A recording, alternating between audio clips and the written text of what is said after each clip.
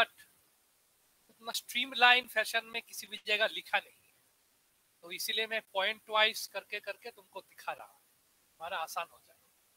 Otherwise तुमको पूरा book पढ़ने लगोगे तो देखोगे कि ये जो चीज है पूरा पूरी डाइजेस्ट नहीं होगा। तो डाइजेस्ट हो सके इस तरीके से करके दे रहा हूँ, ठीक है। तो ज्यादा डिटेल में नहीं जाना है, लेकिन जो पार्ट इंपॉर्टेंट है वो तो करना ही पड़ेगा। जो जो सबसे ज्यादा इंपॉर्टेंट है मैं जस्ट उसी को टच कर रहा हूँ, टॉपिक बहुत है। तो लास्ट दिन हम लोगों ने खत्म किया था आईओ मैप्ड आईओ, मैं मेंशन करता हूँ, आसान रहेगा। मेमोरी मैप्ड आईओ, तो नाम से पता चलता है कि मैं जस्ट पॉइंट वाइज लिख रहा हूँ कि इससे क्या क्या होता है, तो वो तुम्हारे लिए बहुत हेल्पफुल होगा। तो मेमोरी मैप्ड आईओ में क्या होता है, नो स्पेसिफिक इनपुट और आउटपुट इंस्ट्रक्शन। पिछले सिचुएशन में क्या था, आईओ मैप के लिए अलग अलग इनपुट आउटपुट इंस्ट्रक्शन था। अभी ऐसा कोई नहीं है, सेम इंस्ट्रक्शन से ही आईओ भी एक्सेस हो सकता है, मेमोरी भी एक्सेस हो सकता है, तो आसान हो गया पहले से। तो ये शायद मैंने लास्ट दिन लिखा भी था, हाँ लिखा था मैंने शायद, हाँ तो मैं लिख नहीं रहा हूँ, हाँ याद हुआ कुछ लिखा था मेमोरी मैप्ड आईओ के बारे में, डिफरेंस, हाँ लिखा था, याद है। तो अभी जो हम शुरू करेंगे वो है आईओ सर्किट का, एक आईओ इंटरफेस का एक सर्किट दिखाऊंगा,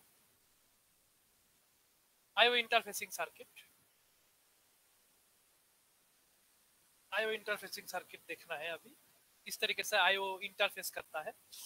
IO interfacing circuit is very easy, just कुछ पॉइंट का याद रखना है।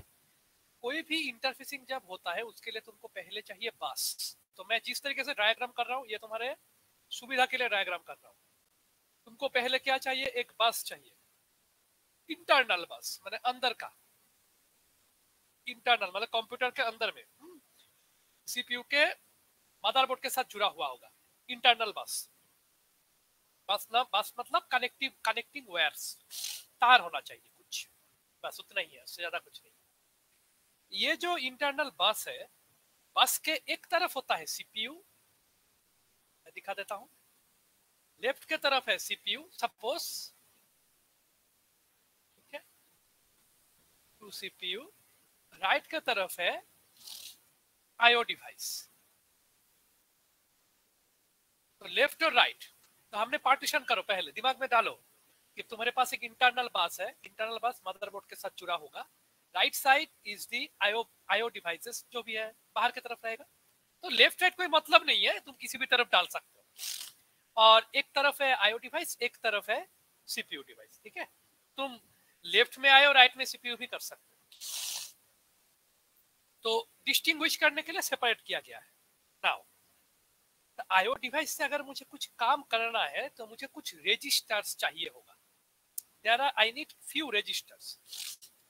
मिनिमम रजिस्टर क्या क्या चाहिए, मिनिमम चाहिए तुमको पोर्ट ए बोल के एक रजिस्टर चाहिए, पोर्ट बी, तुम और भी ज्यादा हो सकता है, दो नहीं 4 5 6 7, जितना तुम्हारा कॉन्फ़िगरेशन ज्यादा हो उतना ज्यादा रजिस्टर हो सकता है, कोई प्रॉब्लम नहीं है। तो मिनिमम में दिखा रहा हूँ, port A register, port B register, control register, status register, ये सभी रजिस्टर है।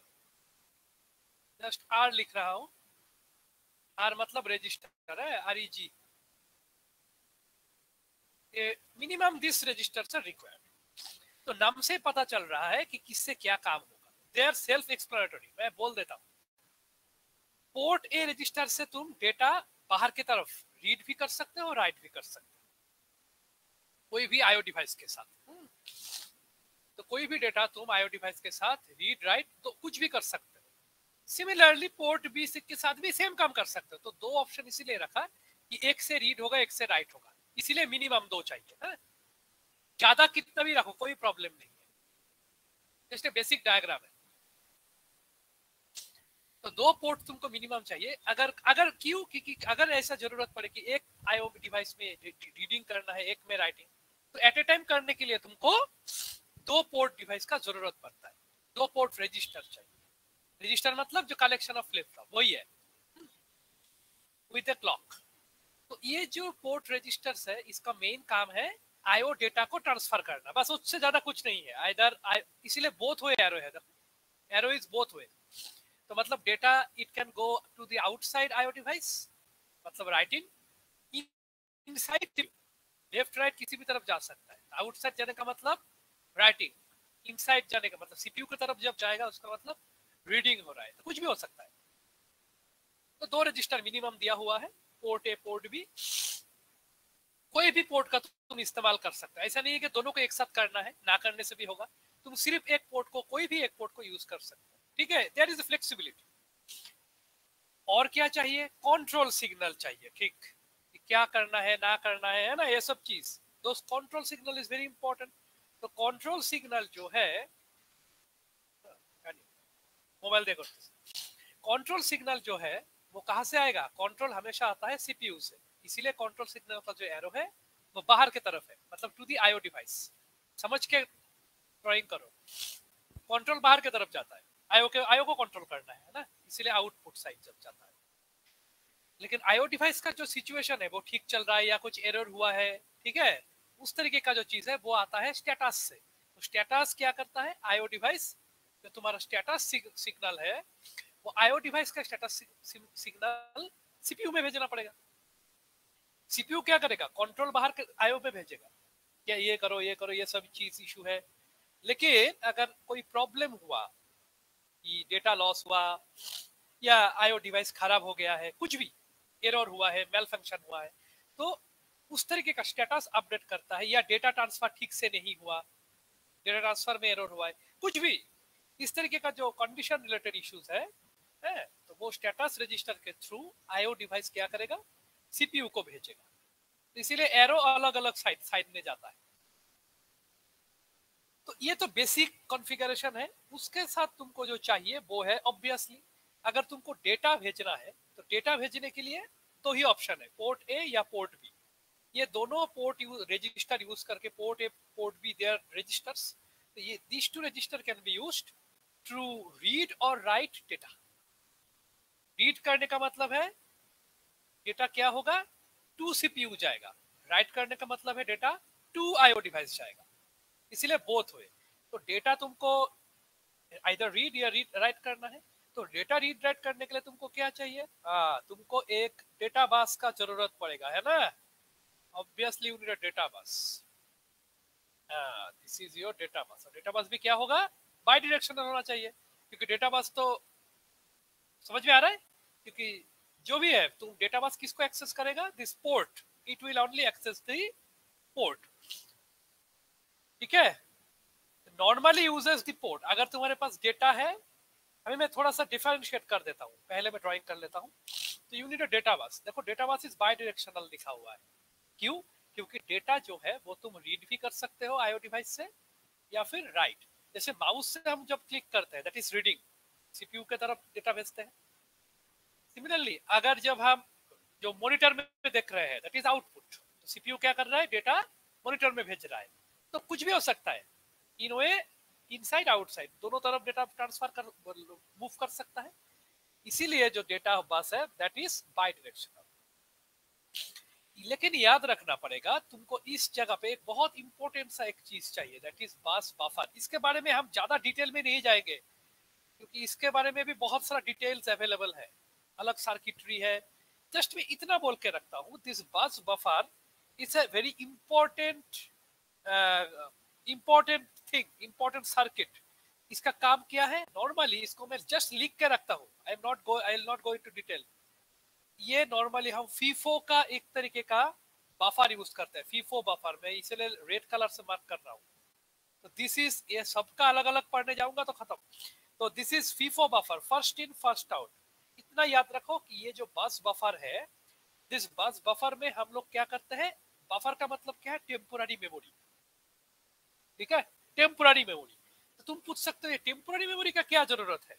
टेम्पोररी मेमोरी का इसीलिए जरूरत है क्योंकि हो सकता है तुम्हारा नॉर्मली क्या होगा, सीपीयू का speed is higher, IO device का स्पीड इज लोअर, है ना। सीपीयू इज हायर स्पीड, बहुत जल्दी काम करता है, आईओ डिवाइस स्लो काम करता है। That means there is a lack of synchronisation. एक जल्दी करेगा एक स्लो करेगा, तो काम एडजस्ट करना मुश्किल होगा। समझ में आ रहा है? तो इन दैट सिचुएशन, समझ में आ रहा है? तो इन दैट सिचुएशन ये बफर का एक बहुत इंपॉर्टेंट रोल होता है। बफर क्या करता है तुमको? बफर स्पीड को मैनेज करने के लिए हेल्प करता है। मैं जो बोल रहा हूँ बहुत ध्यान से सुनो। बफर क्या करता है? ये स्पीड को मैनेज करने के लिए हेल्प करता है। कौन सा स्पीड? डेटा ट्रांसमिशन और प्रोसेसिंग स्पीड। सीपीयू का processing speed is very very high than the IO device. IO device slow काम करता है। रिपीट कर रहा हूँ, सीपीयू डिवाइस, सीपीयू जो है वो बहुत, उसका जो क्लॉक फ्रीक्वेंसी है इट इज वेरी हाई। तो ये एक जल्दी एक स्लो करेगा तो डेटा ट्रांसमिशन में मुश्किल होता है। सबको सेम होना पड़ेगा, तभी तो सेम स्पीड में डेटा इधर उधर जाएगा। ठीक? इस जो प्रॉब्लम है ना, इस तरीके का प्रॉब्लम को हम हैंडल करने के लिए इस FIFO buffer register, FIFO buffer को यूज करते हैं। बफर क्या है? एक टेम्पोररी मेमोरी स्टोरेज। और ये किस कॉन्सेप्ट से बना हुआ है? First in first out. मतलब जो डेटा इसमें पहले आएगा वो पहले जाएगा। मतलब क्यू का कॉन्सेप्ट यहाँ पे यूज होता है। It is very easy, just remember Q में क्या होता है? एक तरफ से डेटा इंसर्ट होता है, एक तरफ से डेटा डिलीट होता है। तो रियर से इंसर्ट होता है, फ्रंट से डिलीट होता है। सेम फीफो कॉन्सेप्ट यहाँ पे यूज होता है। जस्ट ये याद रखो, ये जो फीफो है ये हार्डवेयर फीफो है। ये जो फीफो का स्ट्रक्चर है, अगर टाइम बचेगा बाद में will can discuss after 1-2 weeks, लेकिन अभी के लिए इतना रखो। ये कॉम्प्लेक्स आर्किटेक्चर है ये फीफो बफर का। इसमें क्या होता है? इसका जो मेन इंपॉर्टेंस है वो ये है, the buffer can be very useful in some application when data transfer asynchronous। asynchronous data transfer के लिए बहुत ही ज्यादा यूजफुल होता है। ये जस्ट मैं एक पॉइंट करके लिख डॉट कर देता हूँ। इसका फायदा होता है एसिंक्रोनस, मैं आऊंगा बाद में एसिंक्रोनस क्या है। एसिंक्रोनस डेटा ट्रांसफर में बहुत ज्यादा हेल्पफुल होता है। दूसरा चीज होता है स्पीड मैनेजमेंट। एक तरफ ज्यादा स्पीड, एक तरफ कम स्पीड। तो इस तरीके का जहां पे स्पीड का जो वेरिएशन है, स्पीड वेरिएशन में अगर कोई डेटा लॉस ना हो जाए तो उसको ये बफर मैनेज करता है। और ये बफर यूज करने से तुम्हारा कोई भी डेटा लॉस नहीं होगा, जो क्योंकि जो पहले डेटा आएगा वो पहले जाएगा। This is the FIFO concept. तो अगर तुम्हारा जो सोर्स है, तो तुम्हारा दो जगह में डेटा ट्रांसफर होता है। एक है सोर्स, एक है डेस्टिनेशन। अगर सोर्स स्लोअर है डेस्टिनेशन से, तो बफर क्या होगा? बफर क्या होगा? बफर धीरे धीरे भर्ती होगा। सिंपल। एक तरफ है सोर्स, एक तरफ है डेस्टिनेशन, और बीच में है ये बफर। तो अगर सपोज जो सोर्स स्लो है, स्लो मतलब सपोज तुम्हारा जो माउस या फिर कीबोर्ड बहुत ही स्लो काम करता है, तो कीबोर्ड तुम कभी कभी देखते हो, कीबोर्ड में तुम 2-3 बार टाइप करने के बाद थोड़ी देर में वो टाइप स्क्रीन में दिखता है या नहीं? होता है ना? तुम पहले से टाइप कर दिया लेकिन थोड़ी देर में अब आता है। That is the reason. लेकिन कोई भी नुकसान नहीं होता है। No data is lost. याद रखना, नो डेटा इज लॉस्ट। ये नॉर्मली होता है, काम बहुत जगह होता है। एक सिंपल एग्जांपल, जैसे तुम्हारा कंप्यूटर अगर स्लो है, उस समय सपोज तुम कंप्यूटर को स्टार्ट कर रहे हो, लॉगिन कर रहे हो, उस समय पासवर्ड देना पड़ता है तो शुरू में। पासवर्ड में कभी कभी क्या होता है, कभी कभी कोई कोई सिस्टम अगर स्लो है, वो इनिशियल स्क्रीन थोड़ा लेट में खुलता है ना? एंटर बटन मार के या कुछ करके उसको वो पासवर्ड डालने का वो स्क्रीन वो सेट करना पड़ता है। फिर कभी कभी वो थोड़ा लोड लेट होने की वजह से तुमको पहले ही पासवर्ड टाइप कर देते हो, लेकिन थोड़ी देर में देखोगे कि वो पासवर्ड बैठ जाता है, एक्सेप्ट करता है कंप्यूटर, है ना? अल्टीमेटली तुम्हारा लॉगिन होता है। तो दिस टाइप ऑफ थिंग, जहां पे स्लो तुम्हारा एक तरफ स्लो है एक तरफ फास्ट, उस केस में ये बफर बहुत ज्यादा काम में आता है।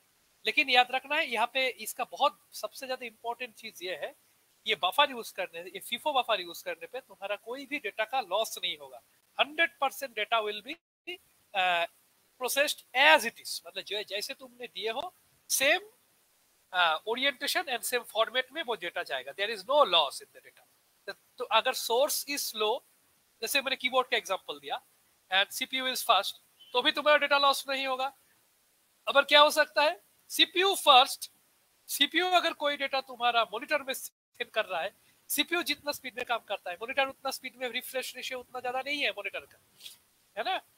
तो सीपीयू जितना स्पीड में काम करता है, मॉनिटर उतना स्पीड में काम नहीं करेगा। तो सीपीयू जिस स्पीड में मॉनिटर को डेटा ट्रांसफर करता रहता है, मॉनिटर को भी उतना स्पीड में डेटा दिखाना पड़ता है या नहीं? जैसे मैं कभी कभी देखते हो ना तुम लोग स्क्रीन में कि मैं ऊपर नीचे करता हूँ, ये जो तुम्हारा जो राइटिंग पैड है, तो मैं कुछ रिमूव करता हूँ, बहुत धीरे के बाद वो ऊपर जाता है, शिफ्ट होता है, लेकिन कुछ भी लॉस नहीं होता है। दैट इज द थिंग, जो भी होता है डेटा इज इंटैक्ट। तो ये फीफो बफर के बारे में हम और डिटेल में नहीं करूंगा, क्योंकि फीफो बफर करने के लिए मुझे फिर से अलग सा सेशन बनाना पड़ेगा, अलग सा हार्डवेयर सर्किट बना के फिर करना है। आसान है लेकिन not required for your purpose. इतना याद रखो कि यहाँ पे फीफो बफर यूज होता है, दैट इज एनफ। जो तुमको एसिंक्रोनस डेटा ट्रांसफरेशन अगर है या फिर स्पीड वेरिएशन जहाँ पे है, हमेशा स्पीड वेरिएशन होता है, तो हमेशा ये बफर को यूज करना पड़ता है। इससे तुम्हारा डेटा इंटैक्ट रहता है और प्रॉब्लम से तुम छुटकारा मिल जाएगा। सो this is a very good option. Next जो चीज तुमको चाहिए, so very important thing you require is the interface circuit. तो तुमको एक इंटरफेस सर्किट चाहिए, क्योंकि खाली ये सब जो चीज हमने ड्रॉ किया है, कंट्रोल कर ये सब चीज को पूरा देख रेख मॉनिटर करने के लिए इसी को तो चाहिए। किसको चाहिए? You need a interface circuit, एक सर्किट चाहिए। नॉर्मल एक चिप के हिसाब से आता है मार्केट में, इट इज इनबिल्ट, ठीक है। इसको इंटरफेस सर्किट बोलते हैं, टाइमिंग एंड कंट्रोल। ये जो इंटरफेस सर्किट है ये अवेलेबल होता है रेडीमेड, खराब हो गया तो you can buy it from market. इसमें कुछ बेसिक कुछ इनपुट्स होता है, that is chip select. CS का मतलब चिप सिलेक्ट। चिप सिलेक्ट का मतलब है तुमको इस जो पर्टिकुलर चिप, ये जो ब्लू में जो ड्राइंग किया हूं, इस बॉक्स को मैं बोलता हूँ एक चिप, इंटरफेसिंग चिप। इस चिप को अगर एक्टिव करना है तो chip select must be 1। Chip select में तुम 1 बिट डालने से, 1 होने से ये जो चिप वो काम करेगा। तो चिप सिलेक्ट का वैल्यू 0 होने से कभी काम नहीं करेगा, ठीक है। It must be 1, otherwise the chip will not work. और क्या क्या चाहिए? You need few more things, suppose register select. तो how many register is there in your case? 4 register, port A, port B, control, status. तो 4 register करने के लिए तुमको कितना मिनिमम बिट का जरूरत है? 2 बिट्स, यस। सो RS0, RS1, RS मतलब रजिस्टर सिलेक्ट, ठीक है, रजिस्टर सिलेक्ट। तो रजिस्टर सिलेक्ट से तुम क्या करोगे? 00 मतलब पोर्ट ए, 01 मतलब पोर्ट बी, 10 मतलब कंट्रोल, 11 मतलब स्टेटस। जैसे तुम चाहो उसको मैनिपुलेट कर सकते हो। और क्या चीज चाहिए? रीड राइट, बस।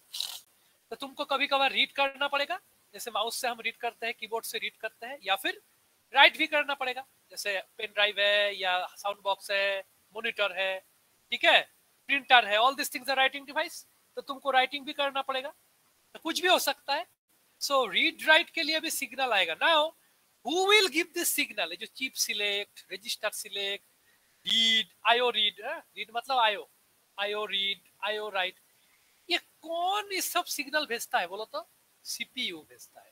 क्या सीपीयू भेजता है? ना, एक्चुअली नॉट सीपीयू। सीपीयू का कौन सा हिस्सा? Control unit. कंट्रोल यूनिट इस तरीके का सिग्नल को प्रोडक्ट जनरेट करके इस चिप को कंट्रोल करता है, ठीक है। इसीलिए इसको हम सीपीयू के तरफ में रखा है, सो दैट ये जो एरो साइन दिया हुआ है दैट इज यूनिडायरेक्शनल। क्यों? क्योंकि ये एरो कहां से आ रहा है? सिग्नल कौन प्रोवाइड कर रहा है? कंट्रोल यूनिट ये सिग्नल जनरेट करके इस चिप को कंट्रोल कर रहा है। तो ये डायग्राम पूरा क्लियर हुआ, किस तरफ से डेटा कहा जा रहा है, कौन किसको कंट्रोल कर रहा है। तो ठीक है, तो कंट्रोल यूनिट इस चिप को कंट्रोल करता है, और ये चिप क्या करता है? पूरा का पूरा बाकी सिस्टम को कंट्रोल करता है। तो ultimately who is the main controller? Control unit.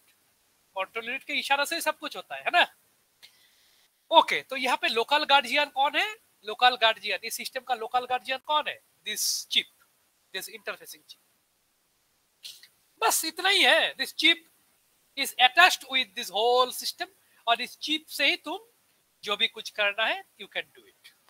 Okay, तो ये जो सर्किट है ये तुमको, ये इसका नाम है आईओ इंटरफेस सर्किट।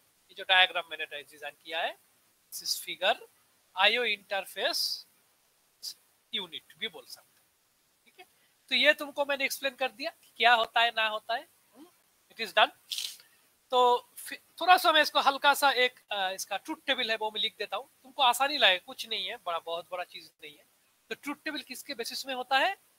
3 इनपुट के बेसिस में होता है, चिप सिलेक्ट, RS1, RS0। बहुत ही आसान है, जो मैंने बोला था वही।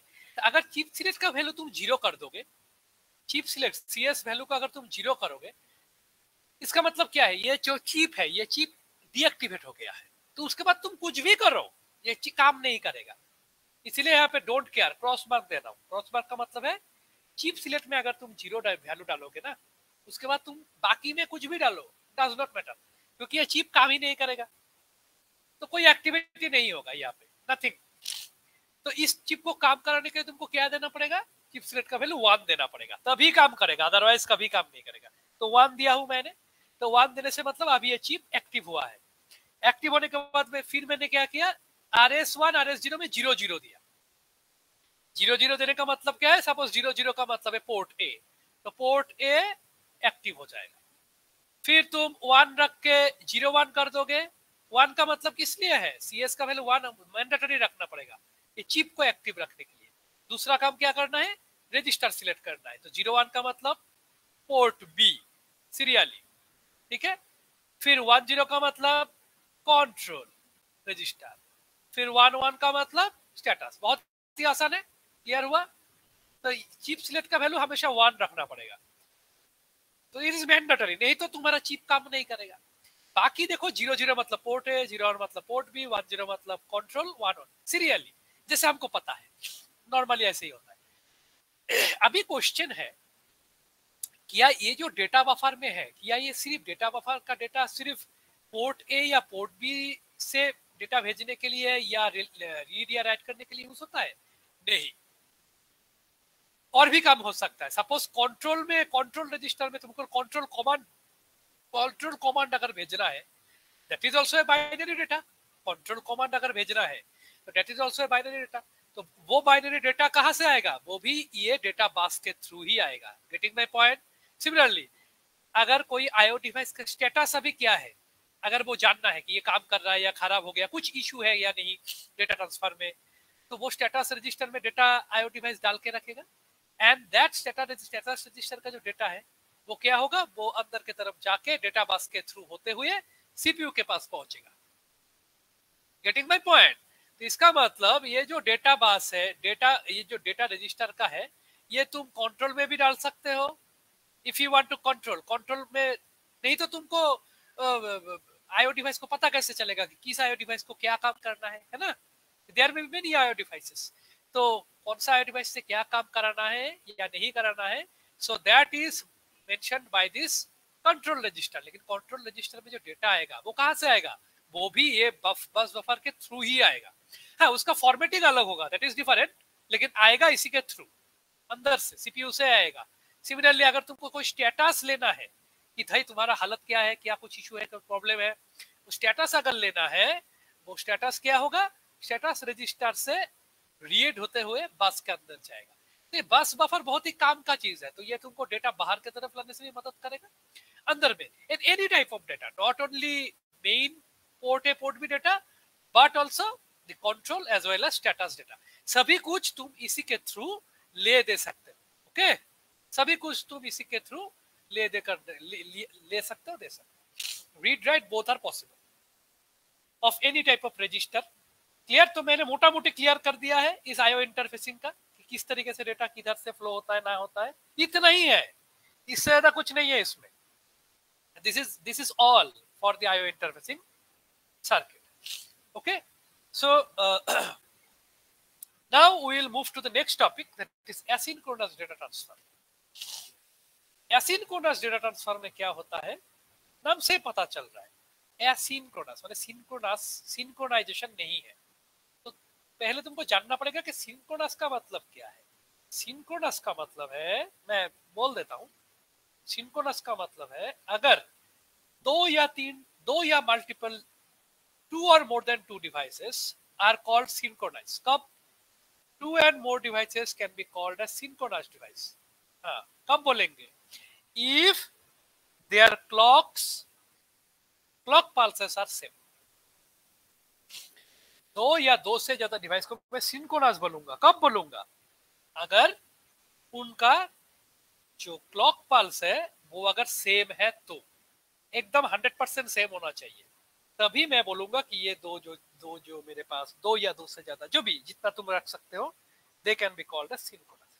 तो सिंक्रोनस डेटा में कोई प्रॉब्लम नहीं होता है। तो सिंक्रोनस में क्या होता है, सिंक्रोनस में क्या होता है, सपोज एक तरफ है सीपीयू, मैं जस्ट एग्जांपल दे रहा हूं, दूसरा तरफ है आईओ डिवाइस। तो मुझे क्या पता है, सीपीयू का clock frequency is very very high, IO device का clock frequency is very very low in terms of CPU के रेस्पेक्ट में इसका कम होता है। तो हमको यह भी पता है कि CPU and IO are separate things. IO external है, पेरिफेरल डिवाइस है, CPU is a main part of your computer, है ना। तो बीच में एक हल्का सा डिवीजन होता है, क्योंकि आईओ डिवाइस हम बाजार से खरीद के एक्स्ट्रा लगा के चला सकते हैं, कोई प्रॉब्लम नहीं। सीपीयू भी चला सकते हैं, लेकिन सीपीयू हम डेली खोलते नहीं है ना, once you fit it fit. खोलने के लिए तुमको सब कुछ चेंज करके करना पड़ेगा, that is also possible, but we don't do it regular basis. IO device को मैं कभी भी बदल सकता हूँ, यस और no. So frequently we change the IO devices, it is possible. तो CPU is more like permanent thing, IO is more like temporary thing. तो ये सीपीयू और आईओ का क्या है, तो सीपीयू डिवाइस क्या है, बहुत फास्ट क्लॉक फ्रीक्वेंसी है, आईओ डिवाइस का क्लॉक फ्रीक्वेंसी स्लो, ठीक है। तो और हमको यह भी पता है कि सीपीयू आईओ के ऊपर डिपेंड नहीं करता है, आईओ भी सीपीयू के ऊपर डिपेंड नहीं करता है। इसका मतलब, बोलने का मतलब यह है कि basically they are independent device, basically they are independent device. तो दोनों के बीच में कनेक्शन करने के लिए तुमको इंटरफेसिंग सर्किट का जरूरत होता है, जो लास्ट दिन भी बोला था, आज भी इंटरफेसिंग सर्किट हम लोगों ने देखा है थोड़ी देर पहले। You need some interfacing circuit बीच में, तो वो इंटरफेसिंग सर्किट के थ्रू तुम ये दोनों के बीच में एक कम्युनिकेशन एस्टैब्लिश करते हैं, that's it. But basically they are independent device, वो अपना मर्जी से काम करता है, लेकिन आपस में कम्युनिकेट करने के लिए एक इंटरफेसिंग सर्किट का जरूरत पड़ता है, otherwise they can work independently. Now suppose ये दोनों का जो क्लॉक रजिस्टर है, सपोज दोनों का अगर क्लॉक सेम है, if we share the same clock, if we share the same clock between them, तो मैं उसको बोलूंगा सिंक्रोनस। तो मैं ड्राइंग करता हूं, तो सीपीयू एंड आईओ डिवाइस को सिंक्रोनस कब बोलूंगा, अगर सीपीयू का जो क्लॉक है, क्या तुम बोलोगे क्या, अरे सर मेरे पास तो माउस है, माउस तो बाहर हुआ होता है, माउस को तो हम सिर्फ पेन ड्राइव यूएसबी में डाल देते हैं, बस काम चल जाता है। तो सीपीयू को हम कैसे सिंक्रोनस बनाएंगे, हाँ, you can not make it direct synchronous. तो मैं दिखा देता हूँ। सिंक्रोनस करने के लिए क्या करना पड़ेगा, तुम्हारे पास क्या है, बीच में क्या है, बीच में है इंटरफेस सर्किट, उसके साथ आईओ डिवाइस कनेक्टेड है या नहीं। तो इंटरफेस सर्किट जो है, इस इंटरफेसिंग सर्किट के साथ तुम्हारा सीपीयू का क्या करना है, क्लॉक को कॉमन करना है। The clock should be common, किसके बीच में, सीपीयू के बीच में और इंटरफेसिंग सर्किट के बीच में। तुम बोल सकते हो सर्किट में कैसे क्लॉक हो सकता है, यस, सर्किट में क्लॉक नहीं होता है, सर्किट के अंदर में जो रजिस्टर होता है ना, जैसे हमने रजिस्टर देखा है, स्टेटस रजिस्टर, कंट्रोल रजिस्टर, ये सब रजिस्टर में तो क्लॉक होता है, ये तो पता है। सो उस जो अगर तुम सभी रजिस्टर के साथ तुम इस सीपीयू का क्लॉक उस रजिस्टर के क्लॉक के साथ कनेक्ट कर दोगे, तो हम बोलेंगे कि दिस इज अ सिंक्रोनस। ये भेग टर्म है, actually it is not purely synchronous, लेकिन at least your interfacing circuit is working in the same clock with the CPU. ये नॉर्मली होता नहीं है, ठीक है, this is very rare situation, rare मैं लिख देता हूँ, ये बहुत ही कम होता है, रेयर केस में ये होता है, मुझे नहीं पता कब होता है, but it is very rarely used, because normally ये होने का मौका बहुत कम होगा, बिकॉज आईओ डिवाइसेस का जो क्लॉक फ्रीक्वेंसी है, the clock is very low, but CPU का जो clock frequency है it is very high, so it is not possible कि IO device जो interfacing circuits के साथ connected है वो जितना स्लो डेटा रेट भेजेगा, IO के साथ इंटरफेस का स्लो बात होगा, इंटरफेस के साथ क्लॉक का फास्ट बात होगा, तो ultimately it is not A purely synchronous thing.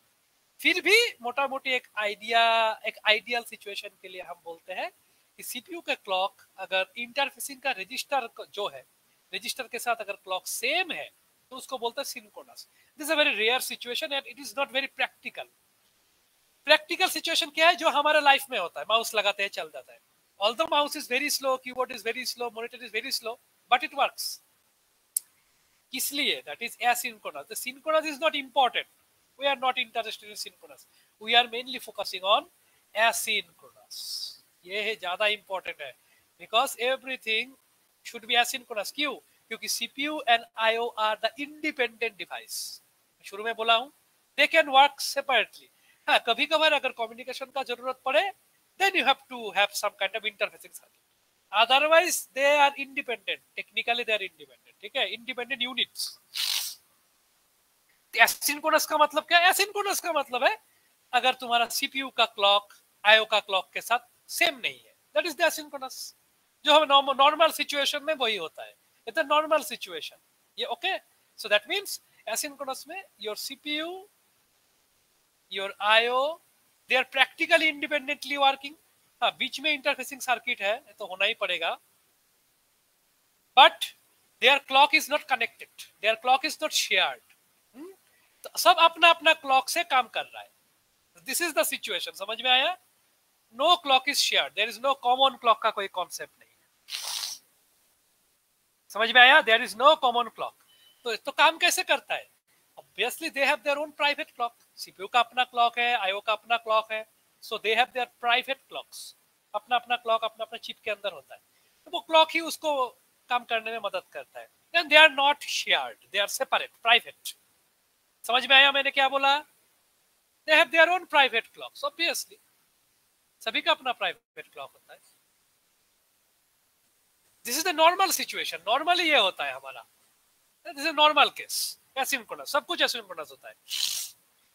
ठीक है, तो प्रॉब्लम है, तो इस तरीके का जो नॉर्मल सिचुएशन है इसको हम हैंडल कैसे करें? This is the main problem. ऊपर वाला जो सिंक्रोनस था, that is not a problem, because we assume that everything is in same clock, so there is no need to do anything. तुम जो भी कुछ करो, इसमें कुछ अलग सा एक इंटरफेसिंग सर्किट अगर होगा which is in same clock with CPU, बस. That means that interfacing circuits के साथ तुम जो भी आईओ डिवाइस लगाओगे, वो आईओ डिवाइस भी सेम स्पीड में काम करना पड़ेगा, अदरवाइज काम कैसे होगा, है ना? So almost everything is same clock में चल रहा है. So that is not a good situation. मतलब that is a rare situation. But normally क्या होता है हमारा रियल लाइफ में होता है ये एसिंक्रोनस सिचुएशन. एक तरफ होता है सीपीयू, एक तरफ होता है आईओ डिवाइस, बीच में होता है इंटरफेसिंग, और सब इंडिपेंडेंट डिवाइस है एंड सबका प्राइवेट क्लॉक्स है, सब अपना स्पीड में काम करता रहता है. तो इस तरीके का सिचुएशन में कैसे हम इस सबको एक साथ कम्युनिकेट कैसे करें? If they are working by their own, तो एक दूसरे से कम्युनिकेशन कैसे होगा possible? Yes, there is a solution. So how to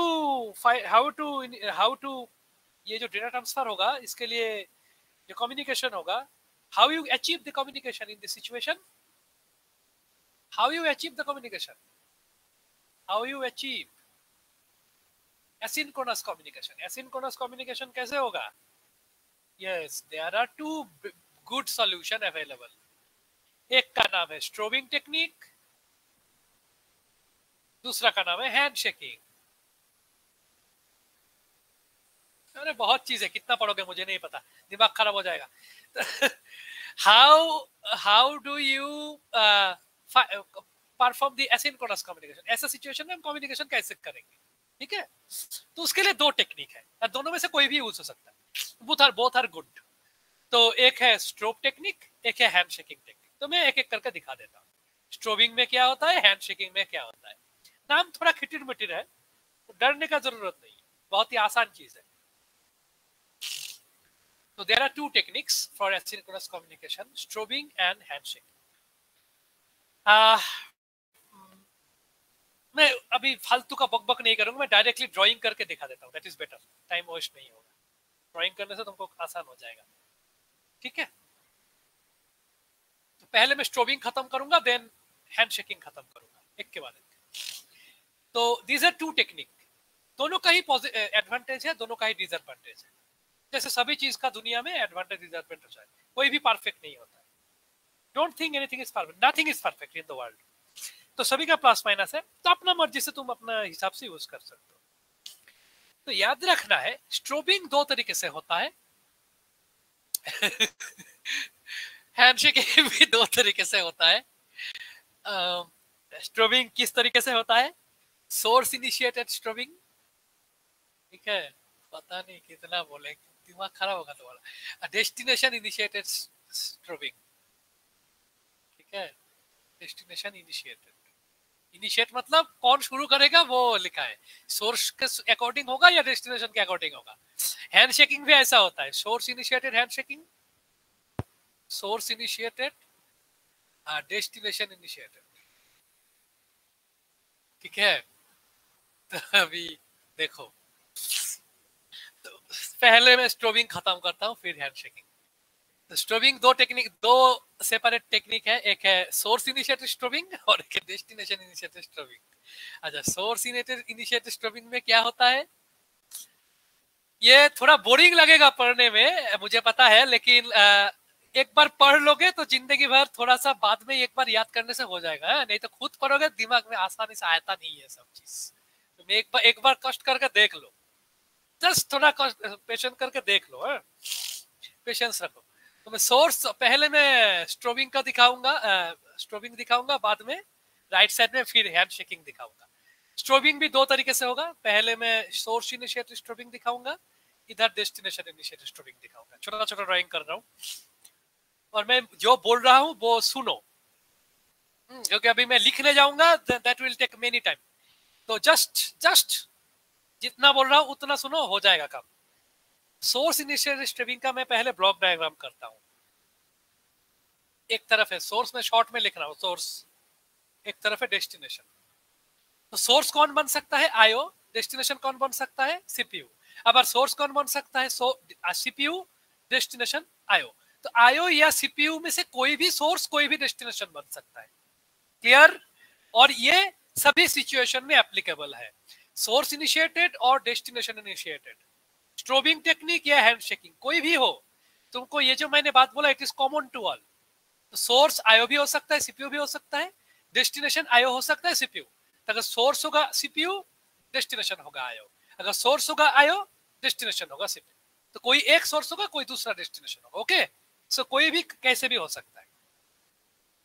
तो उसके बीच में कनेक्शन क्या है, this is the block diagram, very easy block diagram. देखो मैं काट मार्क कर रहा हूं यहाँ पे, काट मार्क मतलब दिस इज ए बस,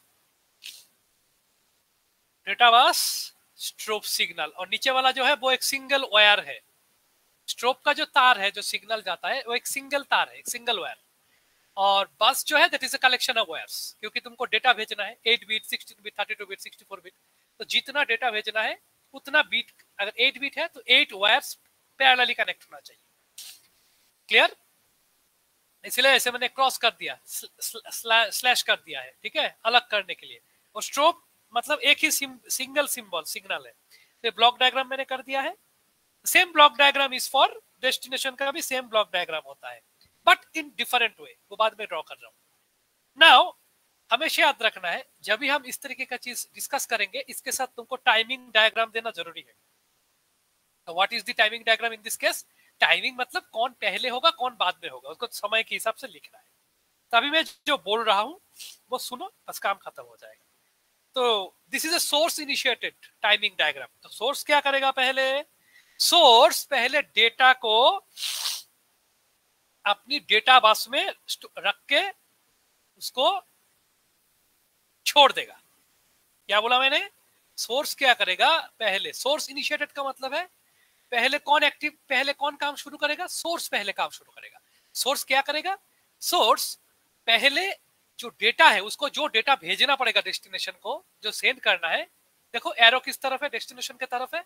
तो सोर्स को डेटा डेस्टिनेशन में डेटा सेंड करना है, जो भी डेटा सेंड करना है उस डेटा को वो पहले डेटा बस में लोड करेगा। सोर्स क्या करेगा, पहले क्या करेगा, first it loads the data on the data बस। तो डेटा बस का डेटा कहां जाएगा, डेस्टिनेशन में जाएगा। तो वो पहले वो डेटा बस में लोड करता है।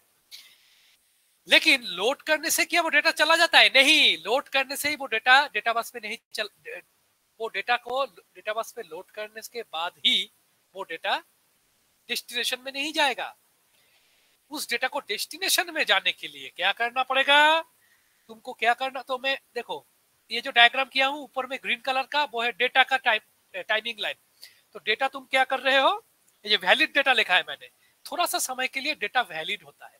डेटा कौन सा लाइन में वैलिड होगा? डेटा लाइन में, डेटा बस में। लेकिन अगर तुम कोई सोर्स कोई डेटा 8 बिट डेटा कोई कुछ भी डेटा डेटा बस में डाल देगा, क्या इंस्टेंटली वो डेटा डेस्टिनेशन के पास जाएगा? नहीं, नहीं जाएगा। तो जाने के लिए क्या करना पड़ेगा? स्ट्रोब सिग्नल प्रेस करना पड़ेगा। तो कौन करेगा? सोर्स ही करेगा। इसीलिए इसको बोलते हैं सोर्स इनिशिएटेड स्ट्रोब। तो सोर्स क्या करेगा? स्ट्रोब सिग्नल देगा। देखो स्ट्रोब सिग्नल कब शुरू होगा?